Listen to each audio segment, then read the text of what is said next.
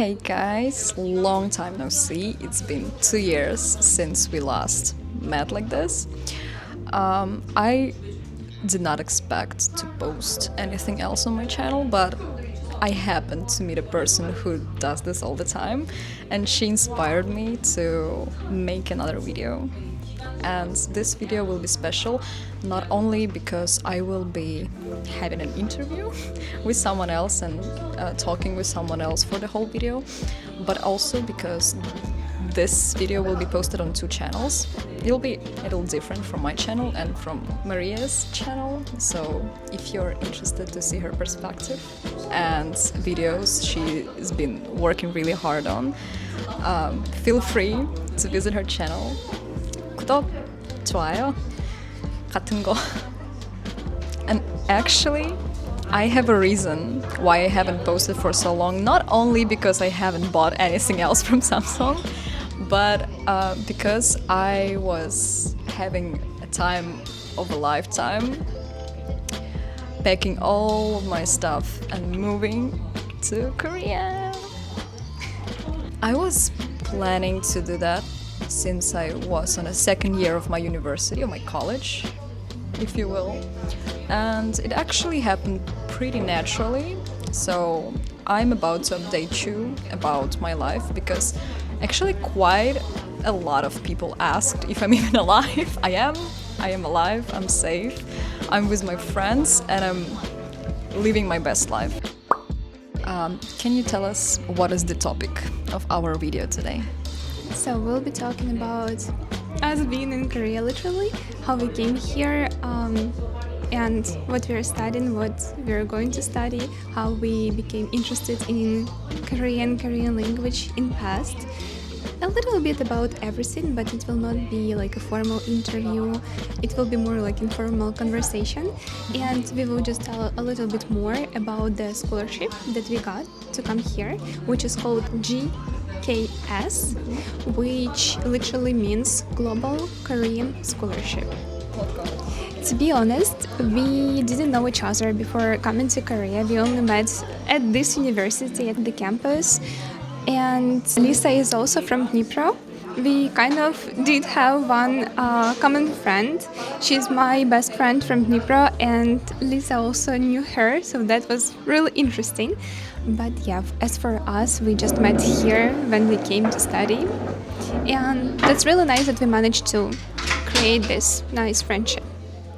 So without further ado, let's start our informal conversation. At first, I would love to just quickly tell what GKS is. So this is Global Korean Scholarship, and it is fully funded program run by the Korean government. Its purpose is to invite international students to study in South Korea and promote global exchange in Korean culture worldwide. But the difference about year 2025, when we actually applied for the scholarship, was that for Ukrainians, they were, instead of like 2 or 1 spot for the scholarship, they were choosing 40 students. So of course we couldn't miss such an opportunity. But before we will talk about actual application, the first question is, how did we actually become interested in Korea and Korean language? Would you like to start? As for me and for a bunch of whole other teenagers, I started my journey with Korean language and everything and anything connected to Korea from 방탄소년단.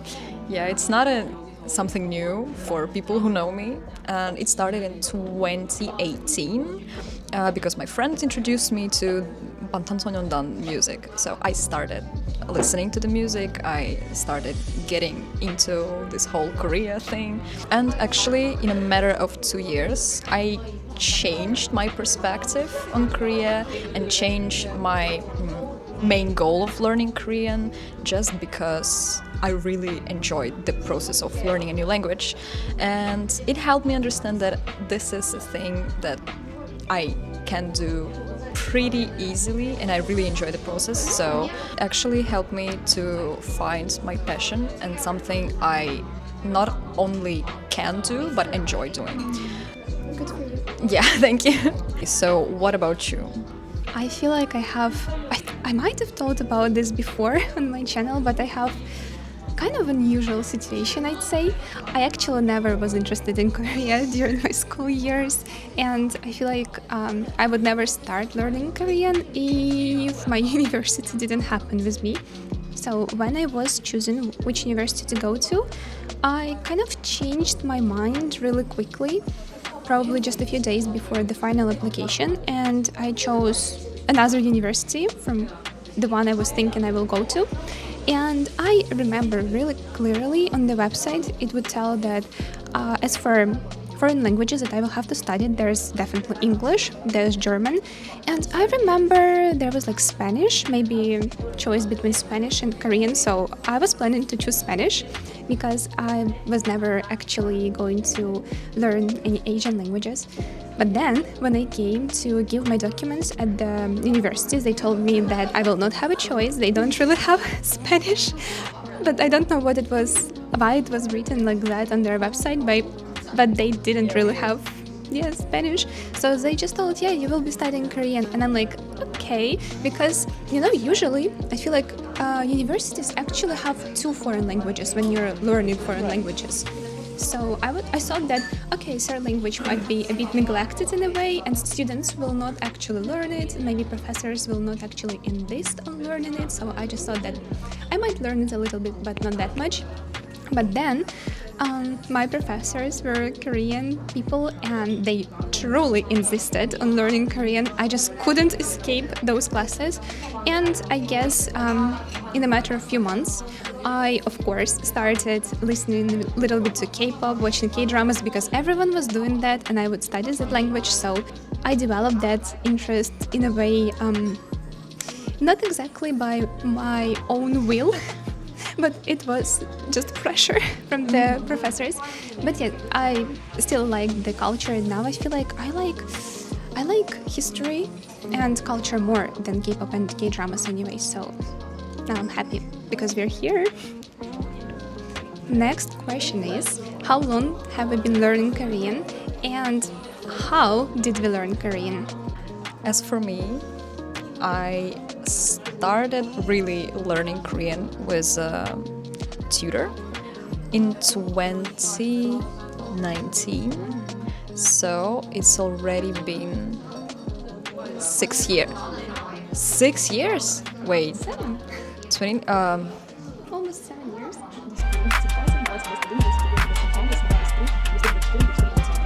I just started the 7th year. Oh my god, that's like a really, really long time. When I just started learning Korean, I started because I wanted to understand the lyrics of BTS songs, obviously. And I felt like it would be so cool to understand it in the language they're singing in, because I felt like the lyrics is much deeper than you can read in the translation. So I wanted to understand what do they say, wanted to talk as well. I felt like it would be so cool. And I started with my best friend. We went to the same place together, to the Ohagwon. And we've been learning Korean there with a tutor for 2 years before we entered the university. And actually, thanks to Korean, me and my friend, we got an idea of what we want to do in the future, what we want to learn. And when my mom, bless her heart, when my mom told me that I can learn Korean in university and get a degree in that field, I was so shocked and I was so happy, because I did not know we can do this in Ukraine, but we can. So we applied to the university and we entered the Kyiv National Linguistic University. And so I've been learning Korean there for the next 4 years. And how weird is that we didn't really have native speakers there. Because of the COVID, because of the wars starting, no Koreans there except for one Kyosunim. And unfortunately, I've only got to study with her for 1 semester on the 4th year of my university, on the last year. So unfortunately. But still, I feel like I had a really good Ukrainian teachers, and they did their best to give us the knowledge they had, the knowledge that they are gathered for the past 20 years. So still, I feel like it was a really good time, and I've learned a lot from them. Yeah, I've heard a lot about the university where Lisa studied. I can say that many good things about my university, so. But it was really a good university, I guess. As for me, since I wasn't really interested in Korean language before entering university, it's been around like 4.5 years since I actually started learning Korean. But as I told before, Korean was my third language at university, which means that we didn't really have that many classes at university. Like usually we would have maybe 2 classes a week, or maybe 1 sometimes, but yeah, it was not really that much efficient. We did have native speakers, so I guess in a way that was the only good thing about me learning Korean at university. And I do have to say that thanks to my professors, to my Korean professors, I'm here because they were always pushing us a lot. Pushing us a lot to learn Korean, to do something about Korea. These professors, they also have this Ohakwon. They are like teachers at that Ohakwon. Sejong, yeah, in Ukraine. So when there were different like competitions, speaking competitions, they would say like, you have to take part in those competitions, like try. And I guess that really showed me that it's possible to learn Korean more and actually come here. So that was really nice. But again, 1 or 2 classes a week means almost nothing when you're learning a language which is totally different from yours. So for me, what really helped to learn Korean, I'm not good at Korean yet at all. Anyways, things that really helped me was to also go to Sejong classes in Ukraine and having a private tutor after that. So yeah, I would say that actually kept me into like this space, and that's why I didn't give up on my way but actually decided to go till the very end. Totally forgot about Sejong because I attended it too for just like 3 months or something like this, and we actually had the same teacher because the teacher Maria had in her university was the tutor that I had in Sejong. So basically I had 3 months of speaking lessons with that teacher, and I feel like, yeah, it could have helped, but my level was too low to speaking Korean back then, so I don't really think it really helped me. But anyways, it was fun. It was fun to work with a native speaker for once, because back then it was the first ever interaction with a Korean person. So this way, I just want to add that the very same teacher held our first classes at university. So just imagine me, who wasn't actually going to learn Korean, just joined the class because it were already started. So we had online classes, and my teacher is talking in Korean and doing everything, and I'm like, what's going on? Where am I? So yeah, that was quite stressful, but we have the same right now at Ohaktan here, because I'm listening to my teacher and I don't understand what's going on, but I'm just smiling all the time. Sometimes, okay, but sometimes I really don't understand what's going on, and I'm like, okay, just say yes. So now we are going to dive into the topic of the scholarship a little bit more, and the first question is, how did you learn about the scholarship? Maybe you've heard about it somewhere, or you saw some kind of advertisement. Actually, one of the professors from my university introduced me to this program, and she told us that we really should apply. And at first, I was a little skeptical about that, because I felt like me going to the whole other country for at least a year to study at this language courses, I felt like, no. At first, on the first year of my university, on the second year of my university, they started talking about that more and saying like, oh, you should really do that. And actually, one of my group mates, she stopped attending our classes at all, and she was not a student of our university anymore. And later, I heard the news that she went to Korea to have her bachelor's degree here. And I was so shocked, like it was just like that. She just did it. And that was maybe the first time when I thought about, wow, people really do this. People really take their things, go to Korea and just do their thing. So why am I different? Like, why would I be afraid of that?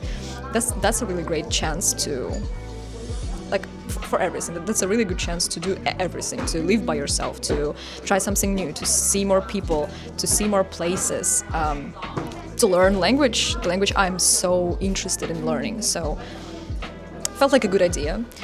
And actually, it was my mom again, bless her heart, really, my mom again, who really suggested that, don't you want to try too? So I kind of had a plan since the second year of my college. So it felt like I shouldn't really worry about the program. I just had a certain plan that, oh, I will go there when I finish my college.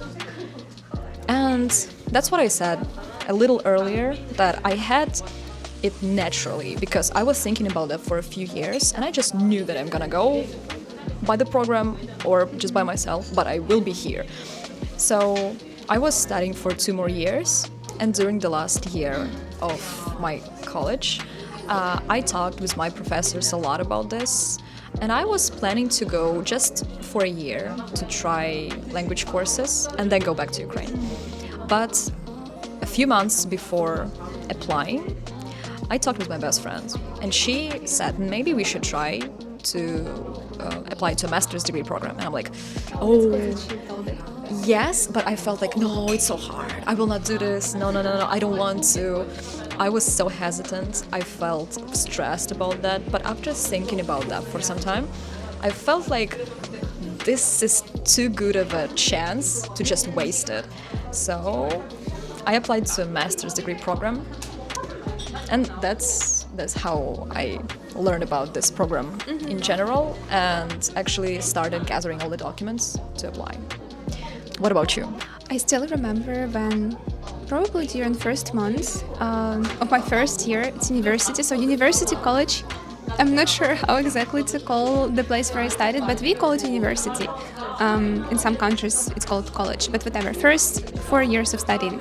So I still remember we had like some kind of meeting with our Korean professors, and they invited the head of voluntary organization, which is called Hwaran.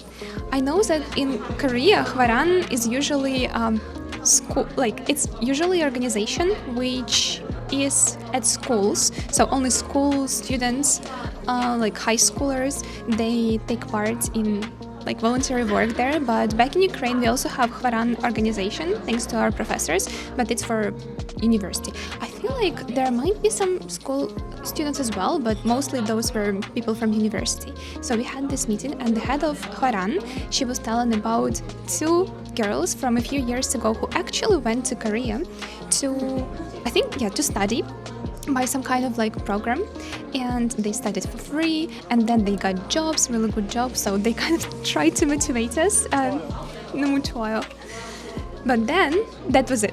So we didn't really hear about this kind of stuff anymore. Of course, sometimes professors would say, guys, you have to learn Korean so you can get like a nice chance, work at Samsung, work at every Korean company where you want to work. But we didn't really have real examples of how to do it and where to go. So I never actually had a plan of going to Korea, of studying Korean. It was like not in my thoughts at all. But then when I started when I had classes with my private Korean tutor, she actually went to Korea at some point by this program, and she was telling quite a lot about that. I think we've also heard about it maybe just once at university during that year, but seeing an actual person who actually went to Korea and who consistently once a week tells me about this program, I started to think about it a lot. So I started kind of like researching what it is. I started to ask my teacher some questions about this program, and oh my gosh, it sounded so good.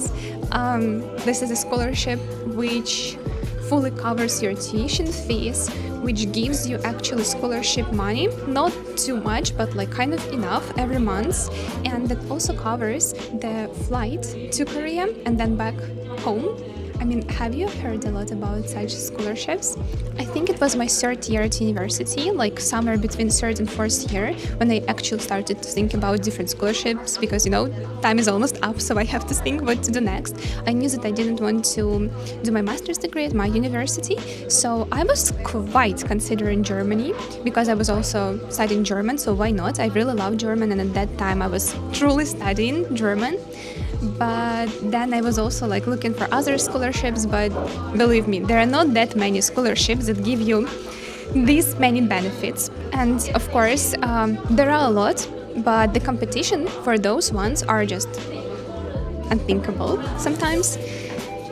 And when I heard that the GKS scholarship gives many more places for Ukrainian students for a few years because of war, I didn't really hesitate too much. I thought that I really want to try to apply, but I got to know that it was also quite pricey to even apply for the scholarship because the documents preparation, probably one of the worst time of my life. Right, absolutely horrible.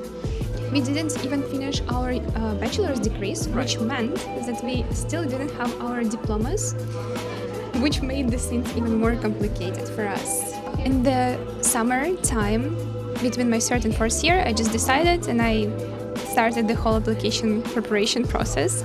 So that was my journey. So since we started talking about application process and stuff, did you have maybe any moments or some things that were the most difficult during the whole application process, during just this decision-making process of actually coming here to study? Or maybe now? Oh, I did. I had a few moments during this whole process when I felt like, oh, I'm not going to Korea. Like, no, I cannot do this. Not because, oh, it's too hard, I can't do this, but because the bureaucracy, I believe is the right word, that's insane. By the way, from both sides, from Ukrainian side and from Korean side, in terms of documents preparation. Yes, right. We had three rounds of selection process, right? To apply to this program, we needed to gather a whole lot of documents. Actually, the amount of trees that died for those documents, that's insane. And I remember posting an Instagram story saying that if I'm not going to Korea by this program, I will be sending an email to the to the Greenpeace Association, saying that those guys killed a lot of trees for no reason. Because we had four packs of documents, like one pack just duplicated 4 times. That was really hard to get because some of the documents needed a lot of time to get processed, and we did not have that much time. And I think this is one of the cons of this program, that they post application guidelines just a month before the application is opened, even less than a month. And if you are not familiar with this program, which I was not familiar with, you had really short period of time to gather all the documents. And as Maria mentioned before, we were still bachelors. We have not graduated yet. So we had a problem with getting all the documents because we didn't have a diploma yet. I know it sounds hectic right now. It sounds really like, what is she talking about? Just believe me, it was hard. Just believe me, it was not an easy process. And at one point, one of the notary, she told me that, oh, we will need 30 days to process this document. And I'm like, 30 days? I have like a week. So I was really thinking that, no, I'm not going, just because I have a really short period of time to apply. But thankfully, we managed to fix that. I'm really grateful for everyone who helped us, notaries, my mom, bless her heart, my friends, everyone. And during this whole application process, I think that was the hardest thing, just because we were really worrying about applying on time. And did you have any interviews with universities, or did they just choose you out of other candidates? I had an interview with one out of 3 universities. No, it was not IFA. I applied to Dongso in Busan. Then the second one was Ajude in Suwon, and the last one was Ihwayode in Seoul. And I only got to have an interview with Ajude. And actually, I was aiming to get in that university. So when they told me, like, we are waiting for you to have an interview, I was like, yes! I was so happy. I remember I was in a subway and I started jumping. And people were looking at me like that. Really happy. Yeah, I was really happy. I cannot explain how happy I was. But at the same time, I was terrified. Because it meant that I would need to talk fully in Korean and answer questions of Korean professors for like 15 minutes. I was preparing for the whole week. I found the interview guidelines, something like this, from this GKS program. They posted questions that are usually asked like a lot of times. So I was preparing questions I felt would be the most obvious ones to ask.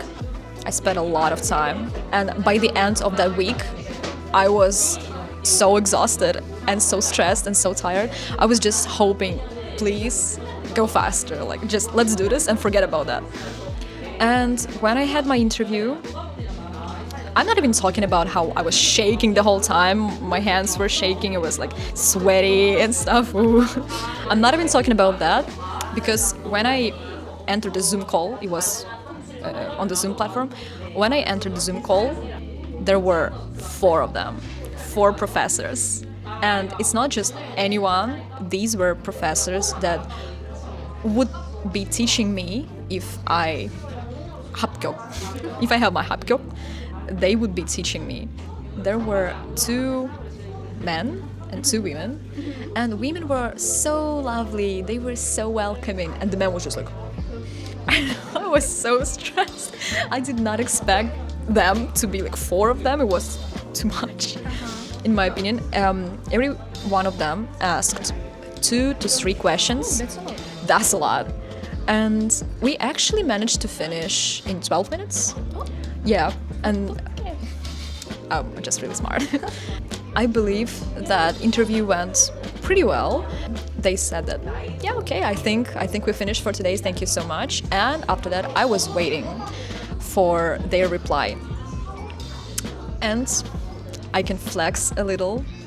I got accepted to every university I applied to. Thank you so much. First one was Dongso.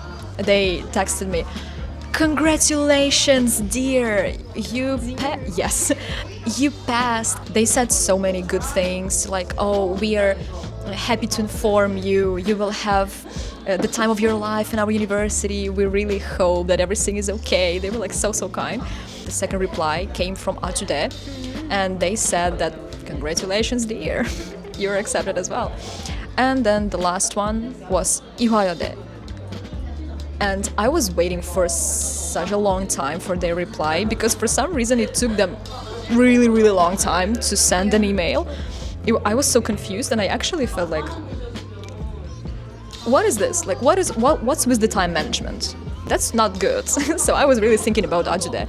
But when I saw the email from IDE, where they said, "You are accepted and we are welcoming you," and I'm like, I am accepted to Ihwayode? You've got to be kidding me. So I just changed my mind like this. Okay, so what about you?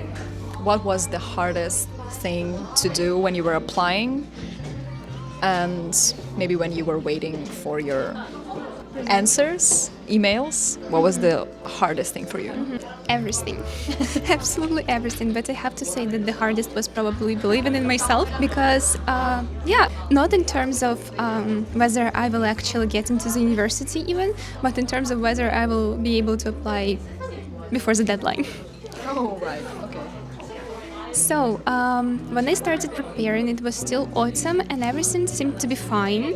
But I guess my mistake was choosing the translation agency because they were not really familiar with the kind of things I needed. So, because of them, in my opinion, because of them, everything got delayed. So I was so stressed in winter when I already needed to have like documents. I remember that winter there was also some kind of hacking situation with online system of Ukrainian ministry. And then everything got delayed. So I was so stressed because of that actually like 1 week before the deadline of applying, I gave up. I mean it, I really gave up. But then my Korean professors called and like asked me, Maria, are you like preparing, right? And I'm like, yeah. And yeah, kind of. And then they asked us to meet because I asked them to prepare a recommendation letter for me, which we also had to include in the application documents. They gave me the recommendation letter and I'm like, it seems like I have a problem. I'm not sure if I can even apply because I just don't have my documents that I need right now. But they were like, no way, like, no, you have to do it. And then we went to university to ask if anything can be done. Quick spoiler, nothing could be done because my university was absolutely not cooperating with me. I have a few people from university and one specific, another professor who I'm so thankful to. She was just a ray of sunshine in that whole process as well. But yeah, nothing could be actually done with help of my university. So after my professors told me that they really expect me to apply, Another pressure on you. Yeah, pressure, but that was positive pressure, I guess, because I decided to restart the process 1 week before. 1 week before. And even so, I didn't have some things that were kind of required for the application. Later, I got to know that it wasn't actually that much required. Yeah, I started the process again, stressed extremely much, couldn't work normally, but I was still trying to do as much as I could. And I remember like 3 days before the deadline of the application, I actually started printing out all the documents. And as Lisa mentioned, there were so many pages, like one application pack out of 4 would include like 60 or 80 pages, I don't remember. So when I started printing out documents, my printer just decided to kind of break down. And so I got so stressed. But then I was thinking about all the possible ways of what I can do. And I had one friend who was living not that much far from me. I asked her if I can print the documents out at her place. And she said yes. Oh my gosh, Diana, I love you. And I was at her place for 2 hours, so she had to spend 2 hours with me of her like evening after work. I'm so thankful. Right. And I printed out the documents finally. It was 7 p.m. The post office would close at 8 p.m. I went there in hopes that everything will be fine, but they told that they will not be able to send documents on time. And at that moment, I was like, wow, so that's the end. But then I called my mom and she was like, maybe you should try to go to Kyiv on your own. So in 1 hour, I just booked a train ticket for the morning 6 a.m. of next day. And I canceled all my work. I was working as a freelancer, so I could cancel my work. And I decided to go to Kyiv next day to quickly apply everything, to quickly give all the documents to all the needed institutions just 1 day before that deadline. So that was just magic. And I think that 1 day changed the whole thing. So I actually applied like later. Could be. Yeah, if I gave up on any of those like few days, I wouldn't be here. But it's much better to try to do everything that you can than just stop at the very like last stage and then regret your whole life. So. Right. Even if you don't think that it's possible, just do it till the end. Do everything that you can. So for me, that was the most stressful time because I had like at least 2 mental breakdowns that week. And yeah, that week was probably the most stressful week ever. But yeah, after that, I wasn't that much stressed anymore. Probably only before the interview. The universities that I applied to, I chose Busan National University. We didn't have an interview. On the second place, I had Hanyang University, and that's the only university I had interview with. And on the third place, I had Ihwa Women's University. We didn't have interview with them. And I also can flex a little bit. I also got accepted to all of the universities. You go, girl. But here we are now at Ihwa, our final choice. Can I ask why you chose Ihwa over Hanyang? Actually, it's a really good question because I was hesitating for a long time. I think that in this choice, the biggest role was played by my fear, and I'll explain why. So I would already know a few people who actually got accepted to Ihwa, like my teacher, and I've heard so much about Ihwa, like how things work here, how everything is here, so I felt like I was already kind of familiar with the university. But as for Hanyang, I also actually had a person who studied there, but I didn't really know that much about it. Plus, yeah, I can't really answer the question well because I think I didn't really think much about university I chose and the major. My major is a bit crazy. I'm sorry, but it's Korean linguistics and I don't really know Korean that well, but we'll see what will happen in September. Anyways, what I want to say is that I do recommend thinking more about it, but my only excuse is that I thought I will not be able even to apply. So at the very last moment when I just had to choose like the final major and like arrange all the documents, I did everything in extreme rush. So I just chose what I chose and I didn't even believe that I could actually get it. So for now, for me it's just miracle. And the moment I understood that the major I chose was not actually what I wanted was at 2 a.m. at the airport in Kishinev, Moldova. Because I was reviewing my documents again to prepare for the interview, which was quite stressful, and then I looked at the majors that I chose and I'm like, wait, is it actually what I was thinking of? And that was there at 2 a.m. when I realized that my whole life is gonna be not what it was supposed to be because I chose the wrong major. Is it too silly? Yes. Do I regret it? Maybe. But I already talked myself into like thinking about it positively, so everything's fine. I just really think that like it's my kind of one of my mottos in life. Whatever happens for the best. My mom, yeah, for a reason, for the best. Cholmon. Saroon. New words. My mom would always say that, and I think that's the best motto in life because it just makes you less worried about things that happen. And like, you know, a lot of bad things can happen, but it might sound too much, but we still need to find like some positive moments and just live with it. We have too much negativity going on in the world itself, in our lives, to look for negative things. It's easier to think about everything that happens in your life as something positive. Like, yeah, it's not really a good thing, but it happens for a reason. So yeah, I think that not the exact major that you wanted is let it be the worst thing that happens to you in this life. Yeah, right. I'm just extremely grateful that I am here, you know? I just understand that for so many people, it's a dream, it's their life goal. And I got it also kind of like naturally, just because it felt like I was just at the right place at the right time. So how can I not be happy, right? I'm just trying to be extremely grateful, and I am grateful, and we just need to enjoy as much as we can because these kind of opportunities don't happen every day in life. So yeah. It was really nice to come back after such a long time with good news, hopefully. I mean, at least for myself. For the people who cared and asked, everything is perfectly fine. I'm doing what I planned to do for a long time, so life just goes on steadily. Thank God, let it be like that. So it was really nice seeing you all again. If you have any questions, feel free to ask. If you have any suggestions on where to go, what to try, what to do, let me know in the comments. So yeah, 구독, 좋아요. And I encourage you to check Maria's channel because yes, she really deserves it. She posts much more, not like me. So if you're interested, sometimes I might appear in her videos. Sometimes just. And as for me, visiting such performance, I guess, was on my bucket list for quite a few years already. When I was thinking, so that was my motivation to go.